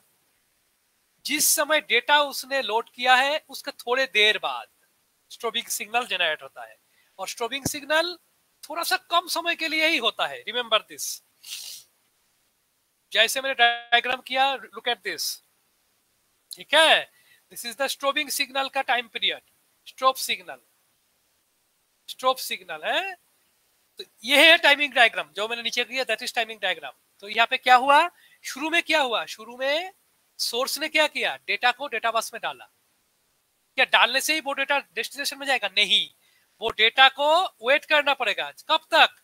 जब तक स्ट्रोब सिग्नल एक्टिवेट नहीं होता है। देखो स्ट्रोब सिग्नल थोड़ी देर बाद एक्टिवेट होता है, इंस्टेंटली नहीं होता है। क्यों? क्यों थोड़ी देर बाद होता है? सो दैट सोर्स ने जो डेटा डेटा बस में डाला है वो स्टेबल हो जाए। थोड़े टाइम के लिए जो डेटा डाला है वो ठीक ठाक सेटअप हो जाए। They get stabilized. After the data stabilized, थोड़ा माइक्रो सेकेंड मिली सेकेंड के बाद स्ट्रोब सिग्नल को वो इनिशिएट कर देता है। कौन करता है? सभी सोर्स करता है, सोर्स के तरफ से आता है, इसीलिए इसको बोलते हैं सोर्स इनिशिएटेड। तो सोर्स एक स्ट्रोब सिग्नल जनरेट करता है। स्ट्रोब सिग्नल से डेस्टिनेशन को ये पता चल जाता है कि हाँ, मुझे अभी फटाफट डेटा बस का जो डेटा है उसको मुझे रीड करना है। Getting my point? मतलब सोर्स क्या कर रहा है? डेस्टिनेशन को बोल रहा है, स्ट्रोबिंग सिग्नल के थ्रू बोल रहा है कि भाई मैंने डेटा भेज दिया है, तुम डेटा को ले लो। Getting my point? तो वो डेस्टिनेशन को कितना समय के बीच में डेटा को कलेक्ट करना है? स्ट्रोब जितना समय एक्टिव रहेगा, माने यहां से लेकर यहां तक, इतना समय के बीच में ही उसको डेटा को रीड करना पड़ेगा। अगर स्ट्रोब सिग्नल खत्म हो गया, खत्म होने का मतलब this is called falling edge. जब स्ट्रोब सिग्नल जहां पे जिस समय खत्म हो जाएगा उसके बाद तुम you cannot take it. Okay, तो डेस्टिनेशन को वो डेटा बस से डेटा कॉपी करने के लिए कितना समय मिलेगा? जितना समय स्ट्रोब सिग्नल दिया हुआ है। स्ट्रोब जितना समय ऑन रहेगा, एक्टिव रहेगा, उतना समय। और तुम देख सकते हो इस डायग्राम में स्ट्रोब सिग्नल का जो टाइम है that is lesser than the data signal, है ना? यही होता है सिचुएशन। दैट्स इट, इतना ही है सोर्स इनिशिएटेड। तो पहले सोर्स क्या करता है? अपना डेटा डेटाबेस में डालता है, थोड़ी देर में फिर वो स्ट्रोब सिग्नल को एक्टिवेट करता है। स्ट्रोब सिग्नल एक्टिवेट करने के बाद डेस्टिनेशन को पता चलता है कि सोर्स मुझे डेटा लेने के डेटा रीड करने के लिए बोल रहा है। फिर डेस्टिनेशन एक्टिव होके उस डेटा को डेटाबेस से रीड कर लेता है। दैट्स इट, इतना ही होता है, इससे ज्यादा कुछ नहीं होता है। So this is source initiated strobing. Next जो होता है that is destination initiated strobing. एक ही चीज है but the diagram is little bit different. तो सपोज एक तरफ सोर्स है, एक तरफ डेस्टिनेशन है। डेटाबेस सोर्स से हमेशा डेटाबेस से डेटा जाएगा है? और डेटा क्या डेस्टिनेशन से सोर्स पे जाता है? कभी नहीं ना। Data always flow from source to destination. लेकिन in this case strobe is on different direction. देखो प्रीवियस केस में क्या था? Strobe was from source to destination. अभी स्ट्रोब सिग्नल होगा डेस्टिनेशन टू सोर्स, उल्टा हो जाता है। एग्जांपल बोल देता हूं। सपोज ये, तो इस केस में क्या होगा? इस केस में डेस्टिनेशन जो है वो सोर्स को बोलेगा कि मुझे डेटा भेजो। प्रीवियस सिचुएशन में क्या था? सोर्स डेस्टिनेशन के लिए वेट नहीं करता है, सोर्स खुद अपने आप से डेटा डेस्टिनेशन को भेज देता है। ठीक है, लेकिन दूसरा सिचुएशन भी हो सकता है कि डेस्टिनेशन जो है, डेस्टिनेशन बोल रहा है, सपोज डेस्टिनेशन यहाँ पे सीपीयू है, एग्जांपल दे रहा हूं। Destination is CPU and your keyboard is your source. Destination source को बोलेगा कि भाई मुझे डेटा भेजो। You are getting my point? Last situation में क्या था? डेस्टिनेशन कुछ पूछ नहीं रहा है, सोर्स अपने आप से डेटा उसको दे दिया है। देने के बाद स्ट्रोब सिग्नल के थ्रू वो उसको इन्फॉर्म किया कि मैंने दे दिया है, यू एक्सेप्ट इट। अभी सिचुएशन क्या हुआ? डेस्टिनेशन इनिशिएटेड में डेस्टिनेशन सोर्स को बोलता है कि तुम मुझे डेटा भेजो। Getting my point? डेटा हमेशा सोर्स से ही आएगा, तो क्या सोर्स खुद से ही भेजेगा या डेस्टिनेशन को बोलने पे भेजेगा? This is the only difference. तो सोर्स इनिशिएटिव मतलब सोर्स खुद से डेटा भेज देता है, डेटा भेजने के बाद वो डेस्टिनेशन को बोलता है कि तुम मैंने भेजा, तुम ले लो, by using strobe signal. Destination initiated case में क्या होता है, डेस्टिनेशन सोर्स को बोलता है कि भाई मुझे डेटा का जरूरत है, तुम मुझे डेटा जल्दी भेजो। Getting my point? So little bit of difference. पिछले सिचुएशन में सोर्स खुद से भेज रहा था, अभी सोर्स को बोला जाता है, डेस्टिनेशन पूछता है, रिक्वेस्ट करता है कि भाई मुझे डेटा भेजो, then source send the data. This is the only difference. Now it is clear? पहले डेस्टिनेशन सोर्स को आस्क करता है कि please send me the data, then source send the data. तो मैं जिस तरीके से बोल रहा हूं इसको समझो बस, that is enough, that is enough. तो अभी क्या होता है, पहले कौन एक्टिवेट होता है अभी? यस, ना इन दिस केस डेस्टिनेशन पहले काम करता है। डेस्टिनेशन क्या करता है? डेस्टिनेशन पहले स्ट्रोब सिग्नल जनरेट करता है। स्ट्रोब जो लाइन है, स्ट्रोब लाइन तो एक ही है, सिंगल वायर। तो स्ट्रोब लाइन के थ्रू डेस्टिनेशन सोर्स को बोलता है कि भाई मुझे डेटा चाहिए, तुम मुझे डेटा भेज दो जल्दी जल्दी। तो स्ट्रोब सिग्नल से क्या होता है, उसको पोकिंग करना है, भाई तुम मुझे दे दो, जस्ट इसको इन्फॉर्म करने के लिए स्ट्रोबिंग सिग्नल का यूज किया जाता है। तो पहले डेस्टिनेशन स्ट्रोब सिग्नल को जनरेट करता है, जैसे डायग्राम में दिखाया है, डेस्टिनेशन स्ट्रोब सिग्नल को पहले जनरेट करता है। फिर स्ट्रोब सिग्नल जब सोर्स के पास पहुंचता है, फिर सोर्स को पता चलता है ओ मुझे तो डेटा भेजना पड़ेगा डेस्टिनेशन में, ठीक है? तो बोला ठीक है वेट करो। फिर थोड़े देर में सोर्स क्या करता है, उसका जो डेटा है वो थोड़े देर बाद उस डेटा को डेटा बस में लोड कर देता है, डेटा बस में लोड करके उस डेटा को डेस्टिनेशन में भेज देता है। That's it, that's it. ठीक है ना? तो मैं थोड़ा सा डायग्राम कर देता हूं। तो शुरू में क्या होता है, शुरू में स्ट्रोबिंग सिग्नल स्टार्ट होता है। स्ट्रोबिंग कौन स्टार्ट करता है? डेस्टिनेशन। देखो डायग्राम में डेस्टिनेशन सोर्स को बोल रहा है, एक्चुअली बोल रहा है कि तुम मुझे डेटा भेजो। तो स्ट्रोबिंग सिग्नल शुरू होने के बाद वो सिग्नल सोर्स के पास पहुंचता है, सोर्स को पता है ओ मुझे डेटा भेजना है। फिर सोर्स क्या करता है, डेटा उसको डेटा बस में डाल देता है, तो वैलिड डेटा। तो डेटा बस में डालने के बाद स्ट्रोब सिग्नल क्या जिंदगी भर एक्टिव रहेगा ना? Strobe signal is activated for some particular amount of time. थोड़ी देर बाद स्ट्रोब सिग्नल, तो जिस समय सोर्स अपना डेटा बस में डाल देता है, ठीक है, लोड कर देता है, उसका थोड़ी देर बाद, after the data is there on the data bus, थोड़ी देर बाद तुम्हारा जो स्ट्रोब है वो डीएक्टिवेट हो जाता है। स्ट्रोब यहाँ पे एक्टिव हुआ था, थोड़ा टाइम एक्टिव रहा, फिर डीएक्टिवेट हो गया। तो ये स्ट्रोब से क्या चल रहा है, डेस्टिनेशन सोर्स को इन्फॉर्म कर रहा है कि मुझे डेटा भेजो। और स्ट्रोब जब तक ऑन है उसी समय के बीच में ही सोर्स को डेस्टिनेशन में डेटा सेट करना पड़ेगा। ओके, उसी समय के बीच में ही सेट करना पड़ेगा। After the strobe signal is of, जैसे यहाँ पे स्ट्रोब सिग्नल डाउन हो गया, उसके बाद डेटा थोड़े समय तक डेटा बस में रहेगा, क्योंकि डेटा बस में डेटा थोड़े समय लेट से आया था, तो थोड़ा समय लेट तक रहेगा। लेकिन समझ में आया, थोड़ा समय लेट तक रहेगा, but the destination has to capture the data within the strobe situation, within the strobe period. Otherwise what will happen, देखो यहाँ पे फर्स्ट सिचुएशन में क्या था, वैलिड डेटा मतलब जब तक ये लाइन है जब तक ये लाइन का जितना विड्थ है उतना समय तक के लिए डेटा बस में जो डेटा है वैलिड डेटा। अभी क्या हो रहा है, this valid data is still there, but this valid data का जो टाइमिंग है that is after the strobe starts and after the strobe ends. तो स्ट्रोब स्टार्ट या स्ट्रोब एंड करने के बाद ही उसका ड्यूरेशन के बाद से वैलिड डेटा स्टार्ट होता है। तो वैलिड डेटा का मतलब है डेस्टिनेशन पहले सोर्स को बोलता है कि भाई मुझे डेटा चाहिए by using the strobe signal. Source को स्ट्रोब सिग्नल मिलने के बाद सोर्स क्या करता है, डेटा को डेटा बस में लोड कर देता है, थोड़ी देर बाद करता है, आफ्टर सम टाइम, की उसका समय लगता है लोड फोड करने में। तो लोड करने के बाद व्हेन इट लोड्स, तो उसके बाद व्हेनेवर इट लोड्स, तो डेस्टिनेशन को उसी स्ट्रोब सिग्नल के जितना समय के लिए वो बोलता है, आस्क करता है, उसी पीरियड में उसको पास डेटा पहुंच जाना चाहिए। नहीं तो ये साइकिल बर्बाद हो वेस्ट हो जाता है। ठीक है, so this is the source and destination initiated strobing technique. Strobing technique का सबसे बड़ा जो प्रॉब्लम है ना, सबसे बड़ा जो डिसएडवांटेज है वो ये है। What is the disadvantage? Disadvantage इस सिस्टम का ये है, एडवांटेज है कि बहुत आसान है, simple design, low cost, very easy to design. But the problem is इस केस में ना सोर्स को पता नहीं चलता है कि डेस्टिनेशन को डेटा मिला है या नहीं। सिमिलरली, समझ में आया? फर्स्ट सिचुएशन में source does not know whether destination has received the data or not। उसको ये पता नहीं चलता कि सच में मैंने तो डेटा भेज दिया है, क्या डेस्टिनेशन रिसीव किया, डेटा के सक्सेसफुली पहुंचा या मुझे नहीं पता। सेकेंड प्रॉब्लम क्या है? सेकेंड प्रॉब्लम इज, जैसे सेकेंड सिचुएशन में डेस्टिनेशन तो डेटा पूछ रहा है सोर्स से, destination is asking data from source,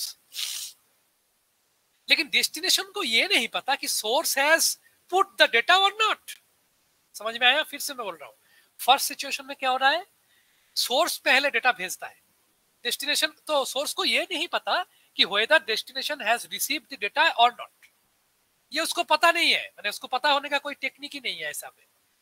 second situation में डेस्टिनेशन सोर्स को बोलता है कि मुझे डेटा भेजो, लेकिन डेस्टिनेशन को ये नहीं पता कि सोर्स ने सच में डेटा भेजा है या नहीं। Getting my point? Last time repeating. First situation में क्या हो रहा है, सोर्स अपने आप से डेटा भेज रहा है डेस्टिनेशन को, डेटा भेजने के बाद स्टॉप सिग्नल ऑन कर देता है, बोलता है कि मैंने तुमको डेटा भेज दिया, तुम ले लो, लेकिन वो सच में लिया, एक्सेप्ट किया या नहीं, वो it does not know, source does not. तो कैसे पता चला कि सच में गया नहीं? तो ये कंफ्यूजन क्रिएट होता है। सिमिलरली सेकेंड सिचुएशन में डेस्टिनेशन स्टॉप सिग्नल जनरेट करता है, मतलब डेस्टिनेशन सोर्स को बोलता है भाई तुम मुझे डेटा भेजो, लेकिन डेस्टिनेशन उतना करके बैठा है कि लेकिन सच में स्ट्रोब सिग्नल के बाद सोर्स ने डेटा भेजा है या नहीं। So this is the uncertainty in the strobe technique. Although it is simple to design, but there is uncertainty. So there is no guarantee कि सच में डेस्टिनेशन कोई डेटा रिसीव किया है या फिर सोर्स ने कोई डेटा भेजा है या नहीं। You are getting my point? So these are the main disadvantage of the strobing technique. तो इसको हम सॉल्व कैसे करते हैं? By using the handshaking method. The handshaking method is the improved version of strobing technique. So this is different technique, but it is improved. Improved का मतलब है कि स्ट्रोबिंग टेक्निक में एक्नॉलेजमेंट नहीं होता है, देयर इज नो गारंटी कि source ने जो डेटा भेजा वो डेस्टिनेशन एक्सेप्ट किया है या नहीं। सिमिलरली डेस्टिनेशन जो डेटा सोर्स से मांग रहा है वो सोर्स डेस्टिनेशन को भेजा है या नहीं, तो ये दोनों केस में गारंटी नहीं है कि whether data is successfully sent और it is loaded on the database. ठीक है, तो इस अनसर्टेनिटी को रिजॉल्व करने के लिए एक दूसरा टेक्निक का यूज किया जाता है, that is called handshaking. Handshaking में क्या होता है? Acknowledgement. Handshaking is mainly acknowledge based. Acknowledge, जैसे हम पूछते हैं ना कभी कभी, जे क्या whether my sound is audible, my screen is visible, कोई बोलता है yes, that is acknowledgement, तब जाके हम काम शुरू करते हैं। The same technique is used in the handshaking technique। जैसे हम बोलते हैं तो कोई भी डेटा, मैंने मैं पढ़ाने से शुरू करने से पहले सपोज में पूछा is my audio video visible, yes sir, is my audio visible, yes sir। जब सोर्स, मैं सोर्स हूं तुम डेस्टिनेशन, जब मुझे पता चला कि हाँ it is okay, it is correct, then source send the data. Data भेजने के बाद फाइनली मैं पूछूंगा क्या तुम्हारे पास सब कुछ पहुंचा, तुम बोलोगे yes sir. So this kind of acknowledgement sin, acknowledgement based concept is called handshaking concept. मैंने क्लियर कर दिया? तो स्ट्रोबिंग में कोई एक्नॉलेजमेंट का सीन नहीं है, and that's why it is uncertain, although it is easy to design but uncertain. ठीक है, गारंटी नहीं है। But handshaking is more guaranteed and guarantee, there is a reliability. सच में हाँ डेटा गया नहीं, वो दैट इज गारंटी, गया है तो भी गारंटी है, नहीं गया तो भी गारंटी है। ठीक है, तो हैंडशेकिंग देखते हैं। तो handshaking same technique, little bit of difference, इसमें एक एक्स्ट्रा लाइन डालना पड़ेगा, that is acknowledgement. Data receive हुआ, हाँ, उसके बाद ही वो डेटा रिसीव करेगा, दैट्स इट। कोई डरने का बात ही नहीं है, ठीक है। तो हैंडशेकिंग में क्या होगा, obviously handshaking has two approach, source initiated handshaking, destination initiated handshaking, same same same thing. मैंने तो बोला this is the improved version, जो अभी तक देखे हो वो ही है, थोड़ा सा एक दो एक्स्ट्रा चीज है। तो देखते हैं क्या है सिचुएशन। तो मैं दो का डिजाइन करूंगा side by side, you will automatically understand, ठीक है। पहले मैं सोर्स के लिए करूंगा, फिर डेस्टिनेशन इनिशिएटेड के लिए करूंगा। तो सोर्स इनिशिएटेड के लिए डिजाइन कर रहा हूं ब्लॉक डायग्राम, एक तरफ सोर्स, एक तरफ डेस्टिनेशन, और बीच में 3 लाइन होता है, एरो को हटाता हूं। तो दिस सोर्स, सोर्स निकलो, हाँ वेट वेट वेट वेट, बस वो गया, आ जाओ आ जाओ।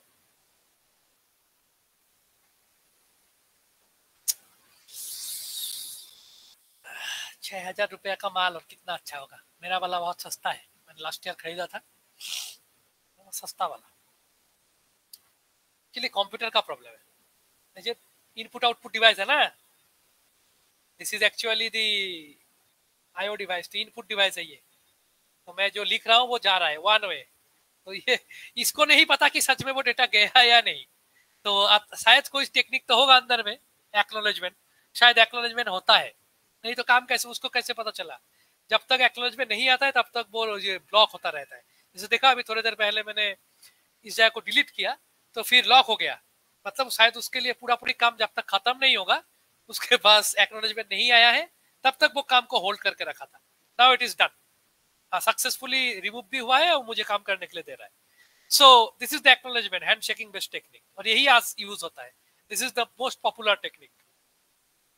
तो सोर्स और डेस्टिनेशन के बीच में क्या होता है, एक डेटा बस होता है, पिछले वाला जैसा ही, दैट इज क्रॉस कर रहा हूं, मतलब बहुत सारा डेटा। दो और सिग्नल जाता है, एक है डेटा वैलिड सिग्नल, और एक सिग्नल आता है दैट इज डेटा एक्सेप्टेड। तो डेटा वैलिड शॉर्ट में लिख रहा हूं, डेटा एक्सेप्टेड, डीवी मतलब डेटा वैलिड, डेटा वैलिड है या नहीं, करेक्ट डेटा गया या नहीं, डेटा एक्सेप्टेड, यही है तुम्हारे एक्नॉलेजमेंट, डेटा एक्सेप्ट हुआ या नहीं हुआ, एक्सेप्टेड, वो तुमको इन्फॉर्म करना है। तो मैं एक्सप्लेन कर देता हूँ, बहुत ही आसान है।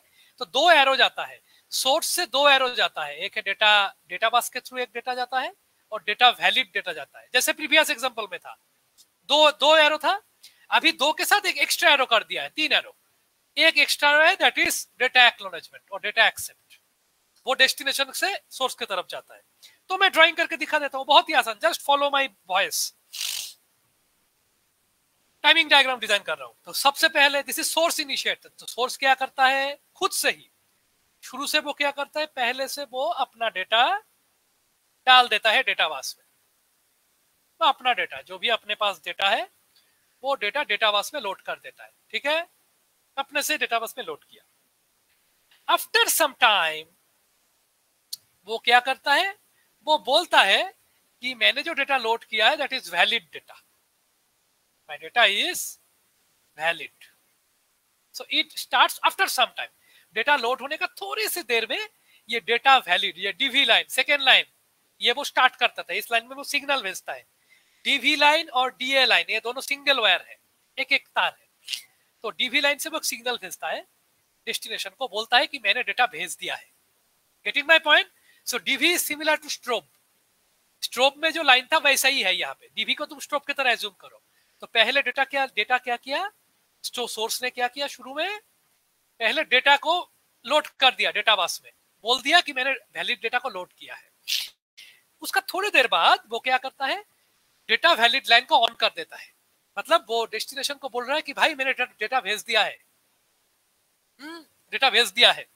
और ये डेटा, और एक अच्छा सा चीज जो है, this data valid line, this data valid line कब तक ऑन रहेगा, डेटा वैलिड लाइन और ऊपर का डेटा देखो, they are on the same line, black colour में कर रहा हूं, मतलब डेटा थोड़ा लंबा होता है time period, data valid line DV line is little bit shorter, ठीक है।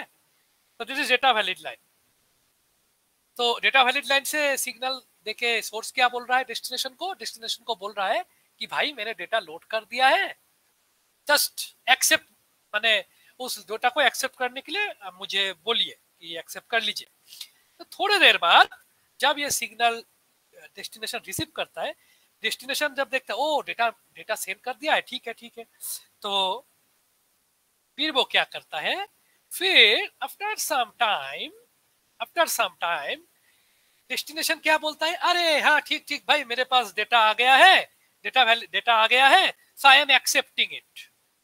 तो थोड़ी देर बाद वो बोलता है ठीक है दादा मैं एक्सेप्ट कर रहा हूँ, I am accepting the data, ठीक है, so I am accepting the data.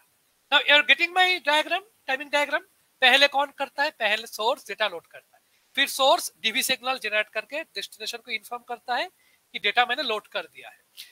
उसका थोड़ी देर बाद डेस्टिनेशन क्या करता है, डीए सिग्नल उसको सेंड करता है, सेंडर को सोर्स को भेज देता है। इसका मतलब है मुझे डेटा मिल रहा है, I am getting the signal कि हाँ डेटा मैं ले रहा हूं, ओके, ये बोल देता है। ओके, बोलने के बाद फिर वो क्या करता है, फिर वो इंस्टेंटली वो डेटा जो है वो डेटा लोड करने का शुरू करता है, and after some time the data gets loaded. So this is the basic option, ठीक है, this is the basic way. तो मैं इसको फाइनली और एक बार रिपीट कर रहा हूं कि क्या होता है। फर्स्ट, पहले कौन करता है, पहले सोर्स डेटा को, अपना जो डेटा है वो डेटा बस में लोड करता है। सेकेंड, सोर्स क्या करता है, डीवी सिग्नल को ऑन कर देता है, जैसे ये लाल एरो जो है इसको फॉलो करो, डेटा डीवी सिग्नल को ऑन करता है, मतलब डीवी सिग्नल जब तक ऑन है तब तक के अंदर में तुमको रिस्पॉन्स देना पड़ेगा, नहीं तो तुम्हारा ये साइकिल लैप्स हो जाएगा। तो डेस्टिनेशन क्या करता है, थोड़ी देर बाद डेस्टिनेशन बोलता है ओके डेटा मैं एक्सेप्ट कर रहा हूं, बोल के वो एक्सेप्ट सिग्नल ऑन कर देता है, डीए सिग्नल ऑन कर देता है।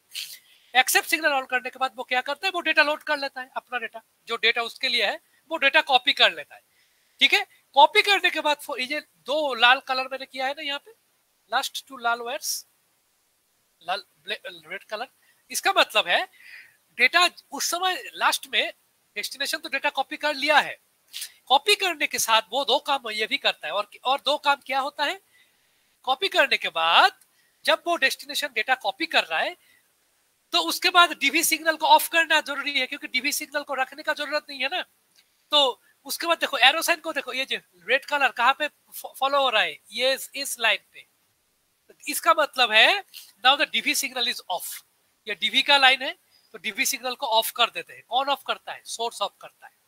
So this two are source, this is for destination. तो सोर्स ऑफ कर देता है डीवी सिग्नल को, डीवी सिग्नल जब ऑफ हो जाता है थोड़ी देर बाद डेस्टिनेशन क्या करता है, वो अपना डीए सिग्नल को भी ऑफ कर देता है। Just follow the red colour. पहले क्या होता है, सोर्स डेटा को लोड करता है डेटा बस में, फिर वो क्या करता है, डीवी सिग्नल को ऑन करता है, मतलब डेस्टिनेशन को इन्फॉर्म किया, you copy the data from data bus. उसके बाद डेस्टिनेशन सोर्स को रिप्लाई करता है, हाँ डाटा मैं स्टार्ट कर रहा हूँ डेटा कॉपी करना, फिर वो डेटा कॉपी कर लेता है। कॉपी करने के बाद फिर उसके बाद कॉपी करने के बाद फिर वो जब कॉपी हो जाता है डेटा, फिर क्या होता है, फिर सोर्स उसका जो डीवी सिग्नल है उसको बंद कर देता है, ठीक है। डीवी सिग्नल जब सोर्स बंद कर देता है उसका थोड़ी देर बाद डेस्टिनेशन भी अपना डीए सिग्नल बंद कर देता है। तो इससे पता चलता है कि दोनों, शुरू में सोर्स भी डीवी ऑन करता है, डेस्टिनेशन डीए ऑन करता है, फिर डेटा लोडिंग खत्म हो जाता है, फिर थोड़ी देर बाद सोर्स भी डीवी ऑफ कर देता है, डेस्टिनेशन भी डीए ऑफ कर देता है। तो दोनों ऑन हुआ था, डेटा लोड हुआ, दोनों ऑफ कर देता है, फिर से नया डेटा स्टार्ट करने से ऐसे ही प्रोसेस चलता रहता है। ओके, गेटिंग माय पॉइंट जो मैं बोला। सो this is the concept actually, handshaking technique. थोड़ा खिटिर मिटिर है बट क्या करें, अभी पढ़ना पड़ेगा। तो मैं जितना आसानी से हो सके उतना आसानी से बोलने की कोशिश कर रहा हूँ, एक्सप्लेन करके कि क्या हो रहा है नहीं हो रहा है। तो ठीक है, समझ में आ रहा है क्या बोला मैंने।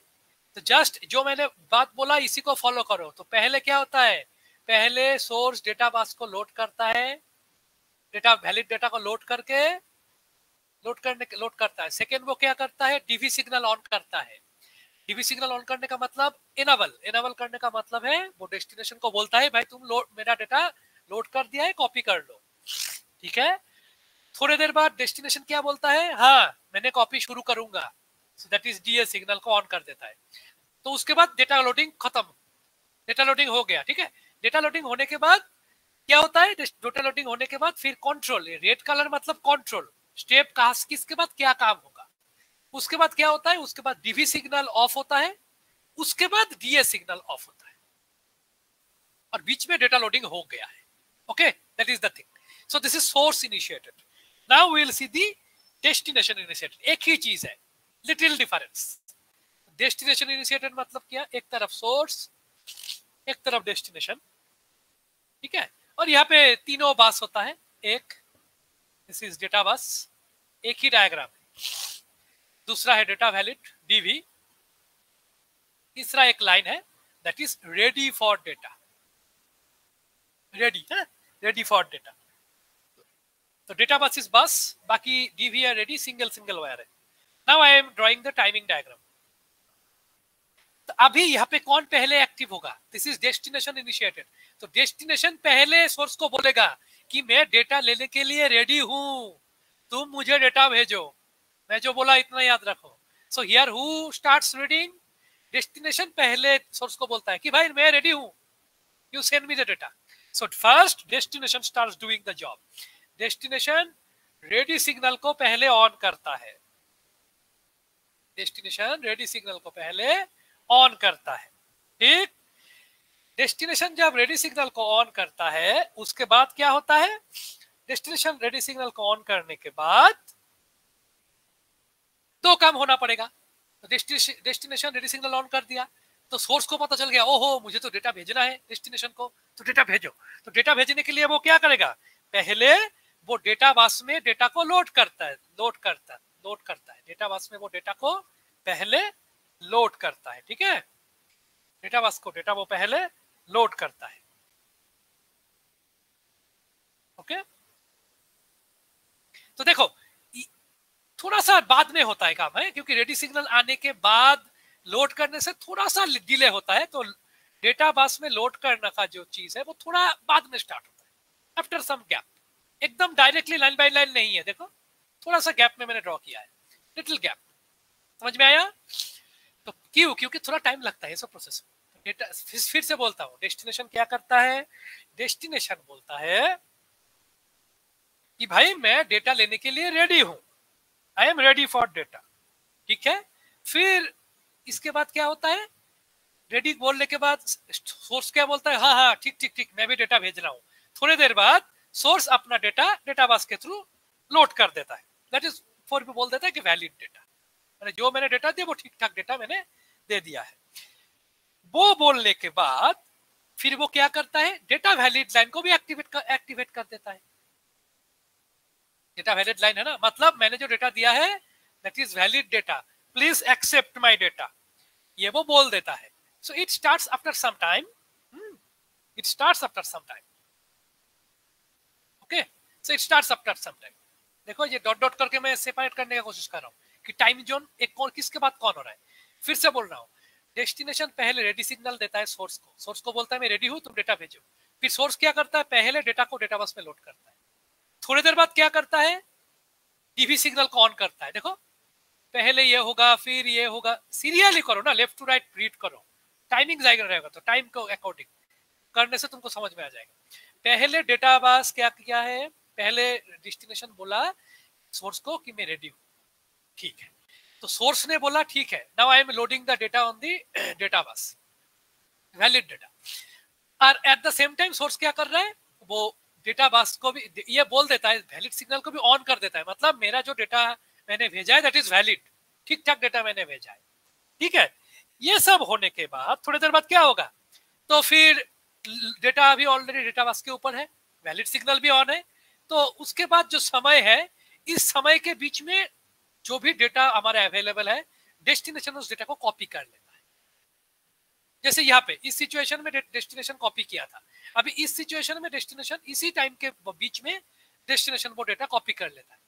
कॉपी करने के बाद डेस्टिनेशन क्या बोलता है, डेस्टिनेशन बोलता है हाँ मेरा कॉपी हो चुका है, अभी मुझे कोई जरूरत, और डेटा मैंने कॉपी कर लिया, I don't need it.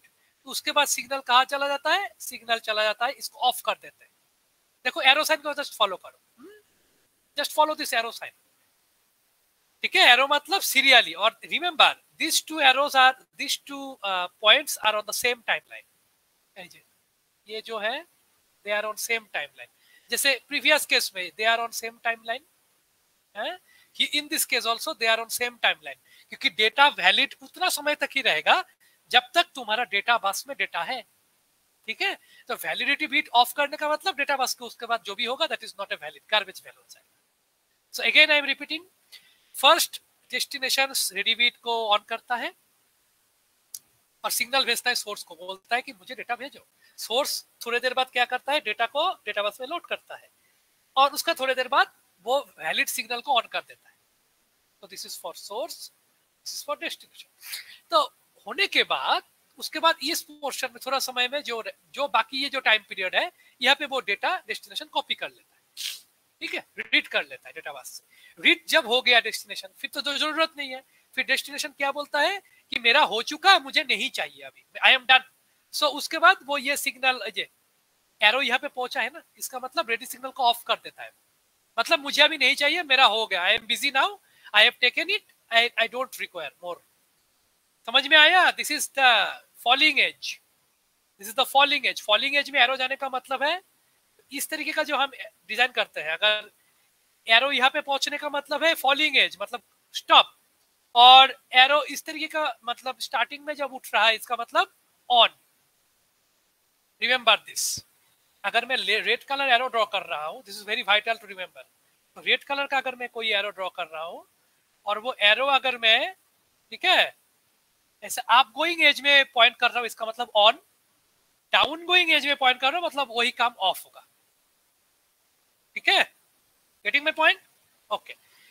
So destination शुरू से बोलता है, डेस्टिनेशन बोलता है कि मुझे data ready, I am ready, send me the data. Source क्या बोलता है, ओके मैं डेटा सेंड कर रहा हूं, तो डेटा लोड कर देता है डेटा बस में, और साथ में वो ये भी करता है कि डेटा वैलिड बिट को ऑन कर देता है। अपर एज में कनेक्ट किया तो it is on. Getting my point? So थोड़े जब हो गया उसके बाद इस टाइम के बीच में अपना डेटा कॉपी कर लेता है डेस्टिनेशन। कॉपी करने के बाद डेस्टिनेशन का जब कॉपी हो गया है, फिर डेस्टिनेशन क्या बोलता है कि अभी मेरा हो गया, डन। तो कैसे बोलेगा, वो बोलेगा कि ये रेडी सिग्नल को ऑफ कर देता है, मतलब जीरो कर देता है। तो थोड़ी देर बाद जब रेडी सिग्नल ऑफ कर देता है, उसके बाद सोर्स को पता चल जाता है हाँ उसका कॉपी हो चुका है, तो मुझे अभी डेटा रखने का जरूरत नहीं है, मैं नया डेटा भेजूंगा। तो थोड़ी देर बाद रेड सिग्नल फिर से नया जाता है, तो उसके बाद सिग्नल कहाँ पे जाता है, डीवी सिग्नल ऑफ कर देता है, down going edge, down going edge, down going edge DV signal के ऊपर है, तो उसका मतलब वो वैलिड बैटरी को बंद कर देता है। तो यहाँ पे 1 था, यहाँ पे 0, यहाँ पे सभी का 1 0, एक तरफ 1 एक तरफ 0, 0 मतलब द स्टॉप, ठीक है ना। सो इसी तरीके से तुम्हारा जो डेटा है एसिंक्रोनस डेटा ट्रांसफर होता है।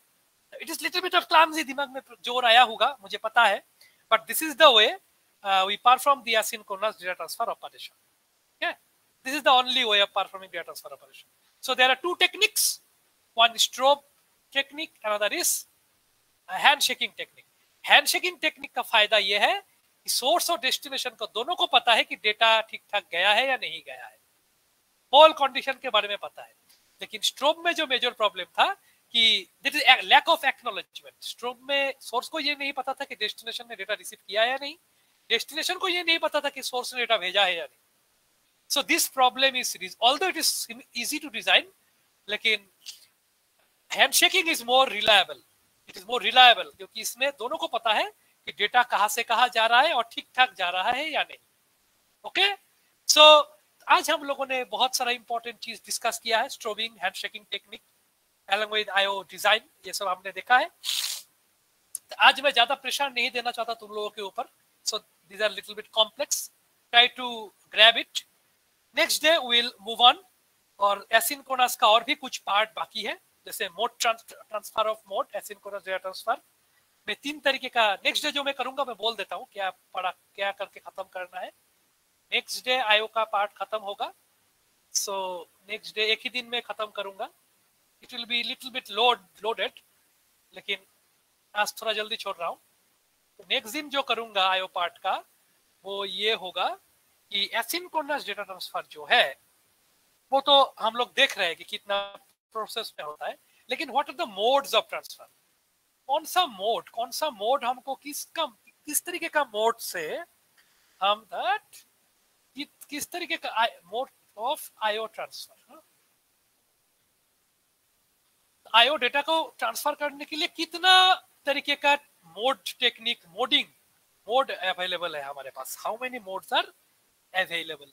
तो एक मोड है हमारे पास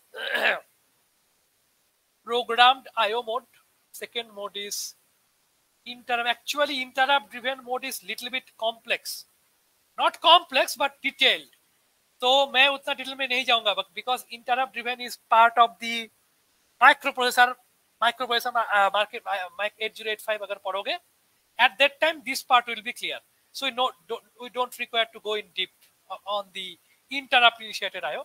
हाँ ब्रीफ में बता दूंगा कि क्या होता है ना होता है, जैसे मैं बोलता हूँ वैसे बोल दूंगा, but will not go in detail.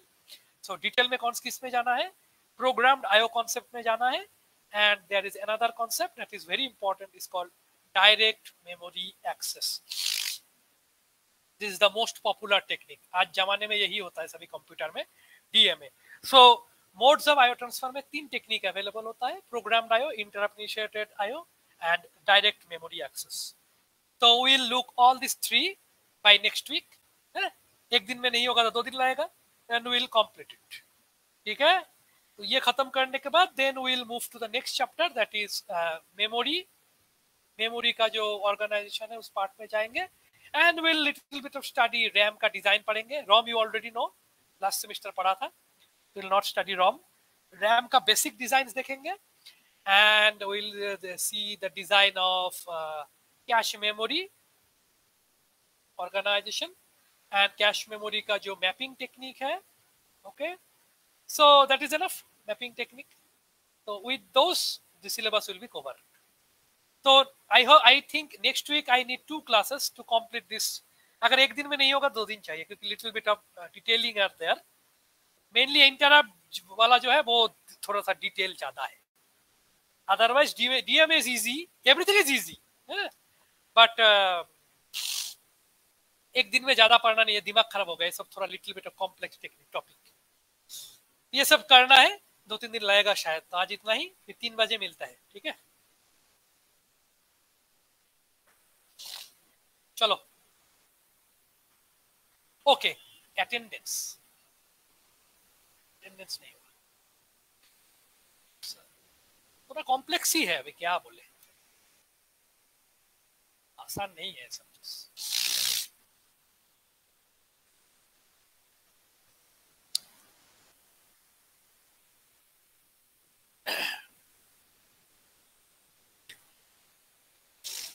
इसीलिए कंप्यूटर ऑर्गेनाइजेशन आर्किटेक्चर सब पढ़ना पड़ता है, लेकिन एमसीए सिलेबस में जो है वो एमसीए सिलेबस में नॉर्मली हार्डवेयर का, ऐसा हार्डवेयर है तो हार्डवेयर नहीं रहता है, होता ही नहीं है, जीरो। फिर भी हम लोगों ने जबरदस्ती रखा था, बट आई थिंक फ्रॉम ये बैच से जो लोग भर्ती होगा उन लोगों को हार्डवेयर होगा ही नहीं, ओनली द सॉफ्टवेयर पोर्शन। बाकी यूनिवर्सिटी में वही होता है। तो लेकिन तो हार्डवेयर बेसिक्स तो जानना पड़ता है, फिर भी ये जो जितना पढ़े हो दैट इज वेरी लेस, इससे कुछ आइडिया नहीं होगा तुमको कि अंदर में क्या हो रहा है, एक्चुअली हार्डवेयर कैसे काम करता है। हाँ? और पढ़ना पड़ेगा, ये तो जस्ट कुछ भी नहीं, 5-10% पढ़े हो। एमसीए सिलेबस में हार्डवेयर होता नहीं है, मेनली बीटेक वगैरह में होता है हार्डवेयर, या एमएससी बीएससी में भी होता है। हार्डवेयर ना पढ़ने से तो गया दिमाग, समझ में नहीं आएगा कि क्या हो रहा है, नहीं हो रहा है।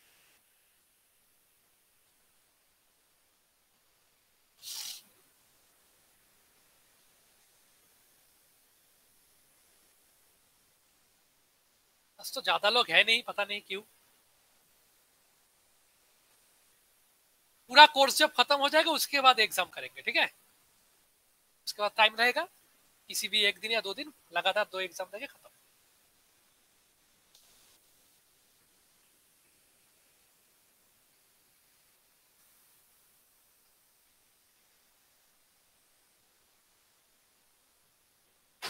चांदनी, कृष्णु, मदन, प्रवेश, राम।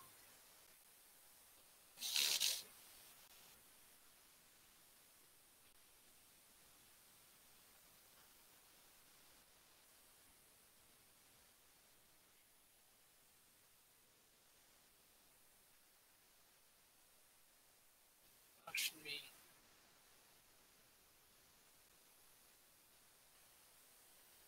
लक्ष्मी नहीं है। रिधिमान, रिजवाना, सुभाष।